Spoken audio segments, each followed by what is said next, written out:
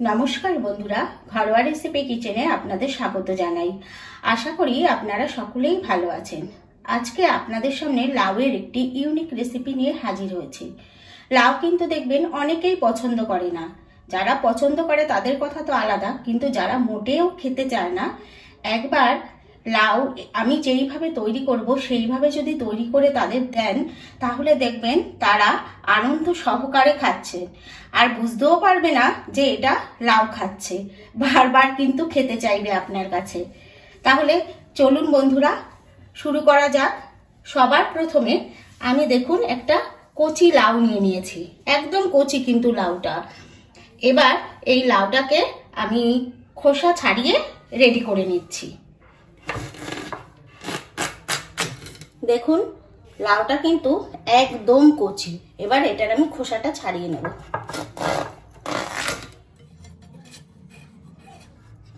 আর এই লাউয়ের খোসা কিন্তু ফেলে দেবেন না, এই লাউয়ের খোসা কিন্তু অনেক ভাবে খাওয়া যায়।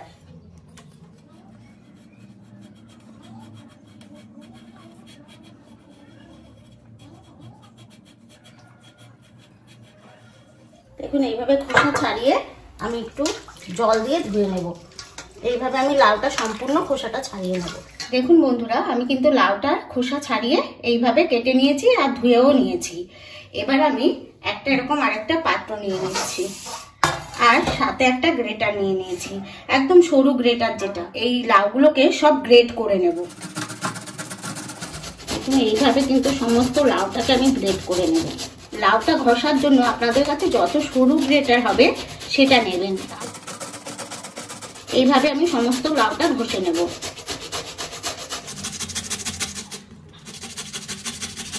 দেখুন বন্ধুরা, আমি কিন্তু পুরো সম্পূর্ণ লাউটাকে ঘষে নিয়েছি। আর আপনারা কিন্তু আপনাদের প্রয়োজন অনুসারে লাউ নিয়ে নেবেন। আমি যেমন গোটা লাউটাই রান্না করব। এই যে আমি সম্পূর্ণ লাউটা ঘষে নিয়েছি। থালটার মধ্যে ধরেনি বলে আমি এই যে এই পাত্রটার মধ্যে তুলে রেখেছি।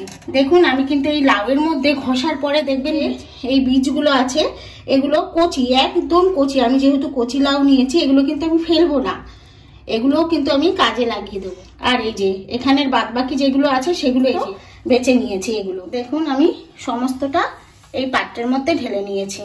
দেখুন এই লাউয়ের থেকে কত জল বেরিয়েছে। এবার আমি এই জলটাকে ছেঁকে নিচ্ছি, ছেঁকে ভালো করে চিপে নেব যাতে এর মধ্যে জলটা না থাকে। এভাবে চাপ দিয়ে আমি সম্পূর্ণ জলটা বের করে নেব। দেখুন কতটা জল বেরিয়েছে। দেখুন জলটা ছেঁকে আমি ভালো করে নিয়ে নিয়েছি। এবার এর মধ্যে আমি দেখুন পরিমাণ মতো লবণ দিয়ে দিলাম, অল্প পরিমাণ হলুদ দিয়ে দিলাম, সাথে আমি অল্প একটু গোটা জিরে দিলাম, হাফ চামচ মৌরি দিয়ে দিলাম, আর হাফ চামচ কালো জিরে দিয়ে দিলাম, আর সাথে আমি এখানে 4 চামচ বেসন দিয়ে দিচ্ছি, হাফ চামচ চিনি দিয়ে দিলাম। এবার এগুলোকে আমি খুব ভালো করে মেখে নেব। লাউটাকে আমি ভালো করে মেখে নিয়েছি। এবার আমি লাউয়ের মধ্যে হাফ চামচ ভাজা জিরের গুঁড়ো দিয়ে দিলাম আর হাফ চামচ গোলমরিচ গুঁড়ো দিয়ে দিলাম। এটাকেও আমি ভালো করে মেখে নেব। লাউটাকে আমি সমস্ত কিছু দিয়ে ভালো করে মেখে রেডি করে নিয়েছি। আর এখানে দেখুন একটা থালার ওপর আমি একটু সর্ষের তেল নিয়ে নিয়েছি। এবার থালাটাতে খুব ভালো করে মাখিয়ে নিতে হবে। এবার আমি এই মিশ্রণটাকে এই থালার উপর ঢেলে দিচ্ছি। ঢেলে ভালো করে এইভাবে আমি হাতের সাহায্যেই এইভাবে পুরো থালার মধ্যে বিছিয়ে দেব। আর একটু দেখুন বন্ধুরা, এইভাবে না একটু ঝাঁকিয়েও দেবেন যেন কোনো গ্যাপ না থাকে। আমি এখানে একটা কড়াইয়ের মধ্যে জল বসিয়ে দিয়েছি আর তার উপর একটা বাটি দিয়ে দিয়েছি। এবার আমি থালাটাকে আস্তে করে এর উপর বসিয়ে দেব। আর বন্ধুরা, জলের লেভেলটা এরকম রাখবেন যেন টকবক করে ফুটে থালার উপরে না চলে আসে। বুঝে জলটা কিন্তু দেবেন, লাগলে পরে দরকার হয় পরে দেবেন। এবার আমি এটাকে ঢাকা দিয়ে দিচ্ছি। ঢাকা দিয়ে হাই ফ্লেমে আমি 10 মিনিটের জন্য হতে দেব। এবার দেখুন আমি একটা মশলা রেডি করে নেব। এখানে আমি একটা টমেটো নিয়ে নিয়েছি, কারণ লাউতে কিন্তু বেশি টমেটো দিলে ভালো লাগবে না। আর 1 ইঞ্চি মতো আদা আমি স্লাইস করে নিয়েছি। আর এখানে 4-5টা কাঁচা লঙ্কা আছে আর একটু ধনেপাতা কুচি আছে। আর এখানে যে আমি লাউটা গ্রেট করেছিলাম তার যে বলেছিলাম যে দানাগুলো আছে সেটা, এগুলো আমি সব একটা মিক্সিং জারের মধ্যে এবার পেস্ট করে নেব।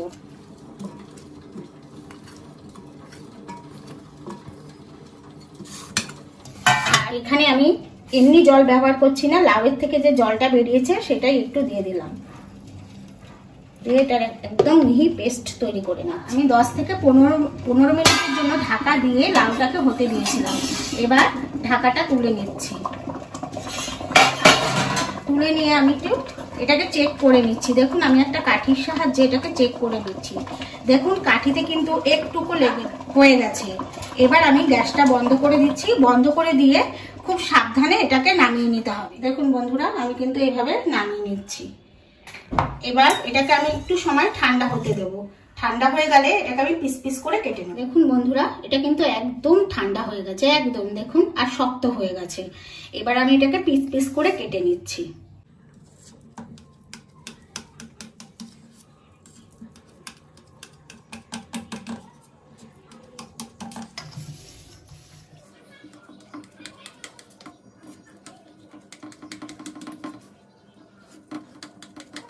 দেখুন আমার কাটা হয়ে গেছে। এবার আমি একটা তুলেও দেখিয়ে দিচ্ছি।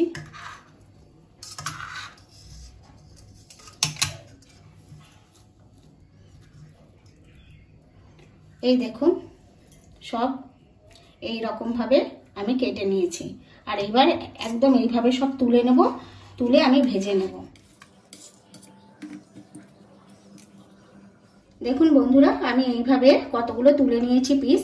এদিকে গ্যাসে একটা কড়াই বসিয়ে দিয়েছি, কড়াইটা কিন্তু গরম হয়ে গেছে। এবার আমি একটু সাদা তেল দিয়ে দিচ্ছি। এবার তেলটা গরম হলে ধোকার মতো যে কেটে নিয়েছি পিসগুলো এগুলোকে ভেজে নেব। দেখুন তেলটা আমার গরম হয়ে গেছে। এখন কিন্তু আমি গ্যাসের ফ্লেমটা লো করে তারপরে এই ধোকার পিসগুলো দিয়ে দিচ্ছি, কারণ হাইতে রাখলে কিন্তু পুড়ে যাবে সাথে সাথে। এই পিসগুলো দেওয়া হয়ে গেলে আমি লো টু মিডিয়ামে এই ধোকাগুলো ভেজে নেব। দেখুন বন্ধুরা আমার এক পাশ কিন্তু ধোকাগুলো হয়ে গেছে। এবার আমি উল্টে দিচ্ছি।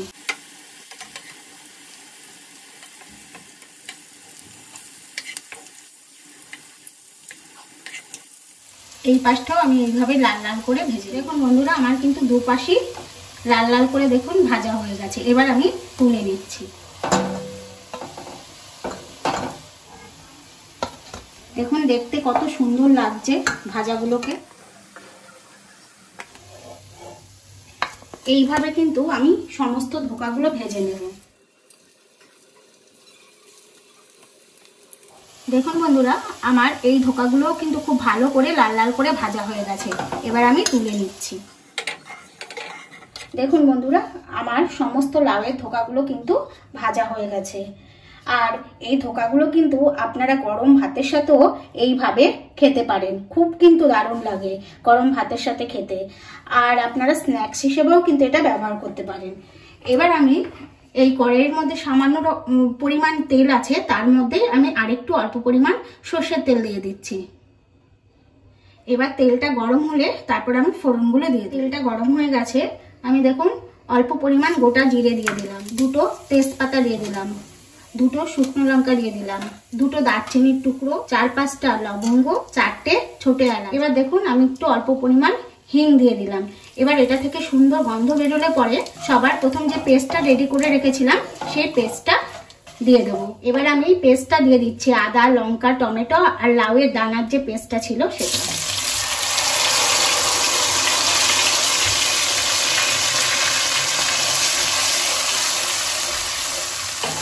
দেখুন বন্ধুরা পেস্টটা দিয়ে আমি মিনিট 2 কিন্তু একটু এইভাবে নাড়িয়ে নিয়েছি। এবার আমি পরিমাণ মতো এতে সমস্ত মশলাগুলো অ্যাড করে দিচ্ছি। দেখুন আমি 1/2 চামচ হলুদের গুঁড়ো দিয়ে দিলাম, 1/2 চামচ কাশ্মীরি লঙ্কার গুঁড়ো দিয়ে দিলাম সুন্দর কালারের জন্য। দেখুন 1 চামচ ধনে গুঁড়ো দিয়ে দিলাম, 1 চামচ জিরে গুঁড়ো দিয়ে দিলাম, পরিমাণ মতো একটু লবণ দিয়ে দিলাম। দিয়ে এগুলোকে খুব ভালো করে একটু মিশিয়ে নেব। আর বন্ধুরা আমি কিন্তু এখানে এটা সম্পূর্ণ নিরামিষ করছি, আপনারা চাইলে কিন্তু এটাকে পেঁয়াজ রসুন দিয়ে করতে পারেন। দেখুন বন্ধুরা আমি মশলাটাকে কিন্তু খুব ভালো করে কষিয়ে নিচ্ছি। দেখুন মশলার গা দিয়ে কিন্তু তেল ছেড়ে দিয়েছে।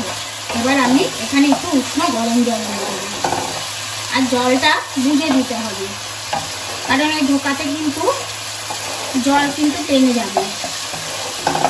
এবার আমি জলটা দিয়ে দিচ্ছি। এবার ঝোলটা খুব ভালো করে ফুটে উঠলে ভেজে রাখা ধোকাগুলো দিয়ে দেবো।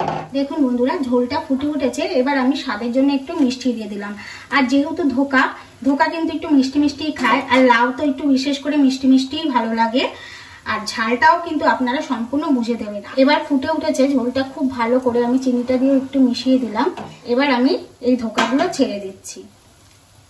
আর বন্ধুরা, এইভাবে যদি লাউয়ের ধোকার ডালনা আপনাদের ভালো লেগে থাকে তাহলে কিন্তু বাড়িতে অবশ্যই আপনারা একবার ট্রাই করবেন। আর ভালো লাগলে আমাকে একটা কমেন্ট করে জানাবেন, সবার সাথে শেয়ার করবেন, আমার ভিডিওতে একটা লাইক দেবেন। আর নতুন বন্ধুরা আমার চ্যানেলটি সাবস্ক্রাইব করে পাশে থাকা বেল আইকনটি প্রেস করে দেবেন পরবর্তী ভিডিও নোটিফিকেশন পাওয়ার জন্য। আর এই লাউয়ের ধোকার ডালনাটা এত সুন্দর হয় খেতে, নিরামিষ হোক বা আমিষই হোক। আপনারা এই যে পেঁয়াজ রসুন দিয়ে করলে সেটাও খেতে দারুণ লাগে, আবার এই নিরামিষটাও খেতে দারুণ লাগে। একবার আপনারা অবশ্যই ট্রাই করবেন। এবার আমি একটু ভালো করে মিশিয়ে দিচ্ছি, একটু ফুটে উঠলেই কিন্তু এটা রেডি হয়ে যাবে। কিন্তু ধোকার ডালনাটা সম্পূর্ণভাবে রেডি হয়ে গেছে। আমি কিন্তু এইরকমই ঝোল নামাবো, কারণ এটা কিন্তু টেনে যাবে যখন ঠান্ডা হবে। আর যেহেতু নিরামিষ, এখানে আমি 1 চামচ ঘি দিয়ে দিলাম। দেখুন, আমি অল্প পরিমাণ গরম মশলা দিয়ে দিলাম, একটু ধনেপাতা কুচি দিয়ে দিলাম। এবার এটা মিশিয়ে নিয়ে আমি নামিয়ে নিচ্ছি। এবার আমি গ্যাসটা বন্ধ করে দিচ্ছি, বন্ধ করে দিয়ে নামিয়ে নিচ্ছি। দেখুন, আমার কিন্তু একটা ধোকাও একটুকু ভাঙেও নি।